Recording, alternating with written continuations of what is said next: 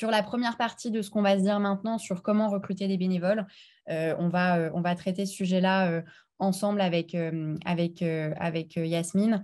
Le premier sujet sur le recrutement des bénévoles, c'est par quel biais on est capable d'aller les chercher et comment est-ce qu'on va les toucher. Et le témoignage vidéo qu'on a eu soulève cette problématique, c'est comment est-ce qu'on se fait connaître et comment est-ce qu'on permet à suffisamment de personnes d'entendre parler de notre travail et de notre association pour pouvoir nous rejoindre. Nous, chez AIDA, ça passe par plusieurs biais. Déjà, on recrute des bénévoles au quotidien. Alors, vous vous rappelez, hein, je vous l'ai dit, nos bénévoles, la moyenne d'âge 17 ans. Donc, il faut aller les chercher là où ils sont pour pouvoir les recruter. Donc, on recrute à 60% par les réseaux sociaux. Les réseaux sociaux qui marchent le mieux en termes de recrutement aujourd'hui, on en parlera tout à l'heure sur comment recruter des jeunes, mais pour nous, c'est Instagram et TikTok. Après, un excellent biais de recrutement, c'est Facebook, parce que c'est un site, c'est un réseau social sur lequel il y a des forts taux d'engagement quand même encore aujourd'hui. Mais en tout cas, nous, par 60%, on recrute les bénévoles par les réseaux sociaux et par 40% par des interventions qu'on va faire dans deux endroits différents. Premier endroit, c'est dans les établissements scolaires. Donc, on intervient, voilà, on a à peu près 1000 interventions dans les établissements scolaires par an. Ça nous permet de parler de la maladie, mais ça nous permet aussi d'engager, d'embarquer des jeunes dans l'aventure. On parlait tout à l'heure de l'enjeu de prévention, de dépistage précoce aussi. Plus vous avez de jeunes aussi qui sont informés sur ces sujets, plus c'est évidemment essentiel. Et puis en entreprise, pas forcément pour engager les collaborateurs, mais pour engager les enfants des collaborateurs. Et c'est un système qui marche plutôt bien où en fait, dans le cadre du partenariat qu'on peut avoir avec l'entreprise, il y a un mail qui est envoyé à l'ensemble des collaborateurs par localisé en disant, par exemple, à Nantes, AIDA cherche des bénévoles. Si vous avez des enfants qui sont intéressés, voilà le lien pour s'inscrire. Donc, voilà la façon dont on recrute des bénévoles. Et après, au-delà de ces recrutements ciblés, on a deux campagnes annuelles. Une campagne en mai et une campagne en novembre-décembre d'appel à la générosité publique. Donc, c'est généralement aussi des moments où on a beaucoup de bénévoles qui font des demandes pour nous rejoindre parce que c'est un moment où on est visible. Et ça a très bien été souligné dans la vidéo, c'est que c'est un enjeu, le recrutement de bénévoles, c'est un enjeu de formation, c'est un enjeu de fidélisation, c'est un enjeu de tout ça, mais c'est aussi un enjeu de visibilité. Pour leur permettre de vous rejoindre, il faut qu'ils vous connaissent. Et donc ça, c'est vraiment le préalable quand on va recruter des bénévoles. Je ne sais pas comment ça marche chez Endo France. Yasmine, si tu veux peut-être compléter là-dessus. Merci beaucoup, Léa. Alors, en fait, nous, on a deux choses. Les bénévoles, ce qu'on va appeler les bénévoles de l'ombre, qui sont en fait les fonctions support, et les bénévoles terrain, celles qui auront à mettre en œuvre ces missions d'information et de soutien des malades. Et les bénévoles terrain, pour nous, c'est important que ce soit des personnes qui connaissent bien la maladie, qui sauront comprendre à demi-mot ce que va dire la personne qu'elles auront en face d'elles. Et donc, pour nous, le critère principal, c'est qu'elles soient atteintes de cette maladie aussi. Même s'il y a différentes formes de la maladie, la richesse de nos bénévoles, c'est qu'on est toutes atteintes de formes différentes, souvent très graves pour certaines, mais en tout cas, on se complète dans la connaissance de la maladie. On verra après comment on partage nos connaissances. Mais en tout cas, on est toutes atteintes de la maladie quand on est sur le terrain. Et les bénévoles de l'ombre, ce sont plutôt des conjoints, des parents, des sœurs ou des amis qui, là, veulent s'engager et soutenir et vont avoir une mission plus dans la gestion, la communication, l'administration, etc. de l'association.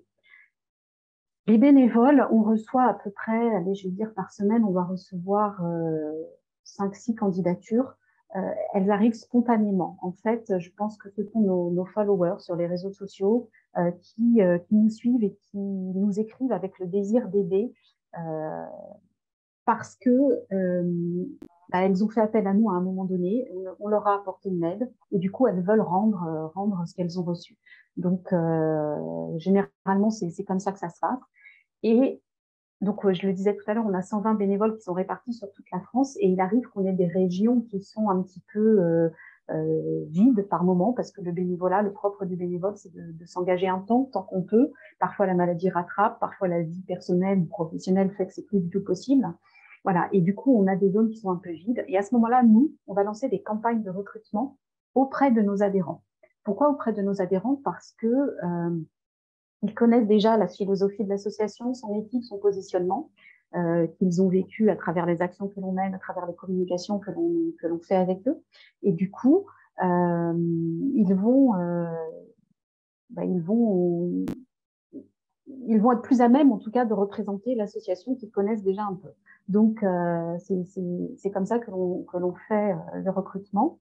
Et la seule fois où nous, on porte une annonce sur les réseaux sociaux, généralement, ça va pas tarder là d'ailleurs, c'est le 5 novembre, parce que le 5 novembre, c'est la journée du bénévolat. Et donc, c'est l'occasion pour nous de faire un post pour remercier nos bénévoles et pour dire qu'on a toujours besoin d'aide et qu'on n'hésite pas à venir rejoindre l'équipe. Voilà. Et effectivement, je vois un commentaire là de Lupus France pour un minimum de présence. Nous, c'est un engagement de 1 an minimum. Alors, nous, on ne met pas d'engagement minimum, mais effectivement, c'est quelque chose sur lequel on insiste beaucoup, notamment dans le process de recrutement qui est assez important. Et parce que d'abord, nous, on va investir beaucoup dans la formation de nos bénévoles. Et du coup, effectivement, on attend d'eux qu'ils soient là un minimum de temps. Mais on ne le matérialise pas en disant c'est 1 an minimum, effectivement. Voilà, Léa. Merci Yasmine, je te rejoins assez là-dessus pour répondre à la question qu'on a eue dans le chat. Nous, on ne met pas de minimum d'engagement non plus et on borde pas. Alors, c'est un vrai sujet parce que vous avez des bénévoles qui rentrent, des bénévoles qui sortent. Et puis, c'est ça le bénévolat. On peut aussi rien attendre fondamentalement d'un bénévole en termes de... Enfin, ce n'est pas un salarié, donc on ne peut pas le forcer à faire un travail qu'un salarié devrait faire. On peut attendre qu'un socle de valeurs et donc ça rejoint la deuxième question qu'on a dans le chat qui est avez-vous une charte pour assurer une cohérence dans les messages, actions ou les formez-vous? Alors personnellement chez AIDA on a une charte du bénévole, donc quand ils arrivent ils signent une charte de valeurs et ils ont 5 heures d'engagement, de formation initiale et un suivi psy.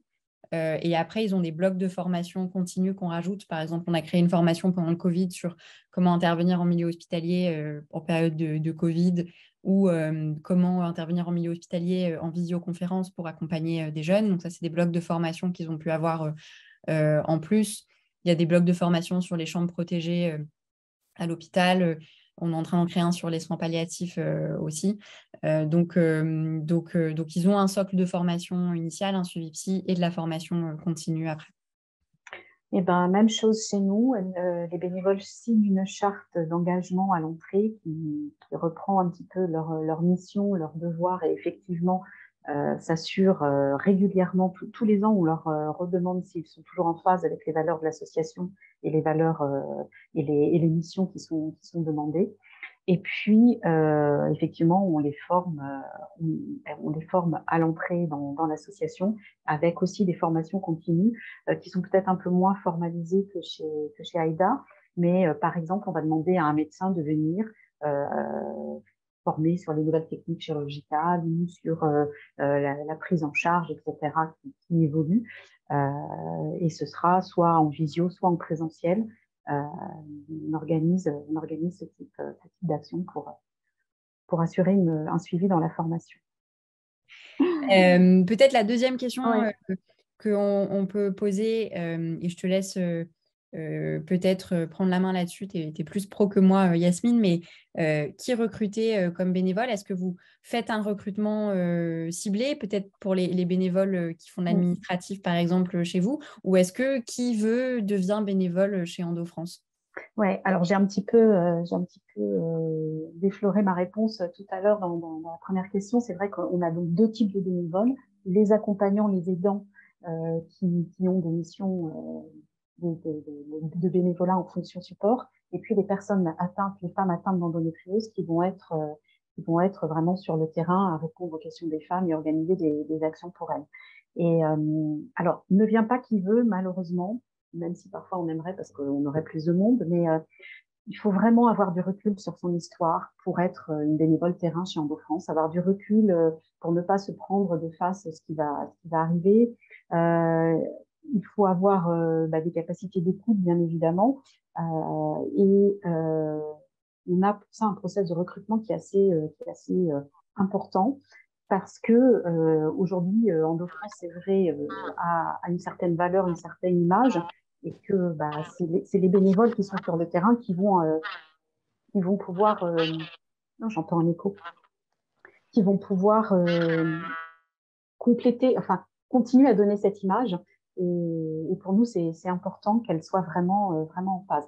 Donc, il y a un process de recrutement important, d'abord avec un questionnaire, et puis ensuite, elles vont avoir 3 personnes au téléphone, des bénévoles qui s'occupent du recrutement, qui vont d'abord leur faire raconter leur histoire pour être sûr qu'elles ne sont plus dans la colère, etc. Ensuite, il y aura quelqu'un qui va leur parler davantage des process de l'association et puis de ce qu'on attend d'elles, des missions, etc. Puis moi, j'interviens en dernier pour leur donner l'éthique et le positionnement éthique de l'association et vérifier qu'elles sont bien en phase avec tout ça. Et voilà. Le principal problème qu'on a eu jusque-là, c'est peut-être de rencontrer des bénévoles qui faisaient passer leur ego avant l'association, avant le bien de l'association, et qui, voilà, avec qui ça ne matchait plus au bout d'un moment, ça n'allait plus dans l'équipe, et voilà, on était obligé de se séparer. C'est toujours dur de se séparer d'une bénévole, mais voilà, il faut faire attention à ce que l'harmonie dans l'équipe soit toujours importante, quoi. Voilà. Ça, vous Donc, arrivez à le faire?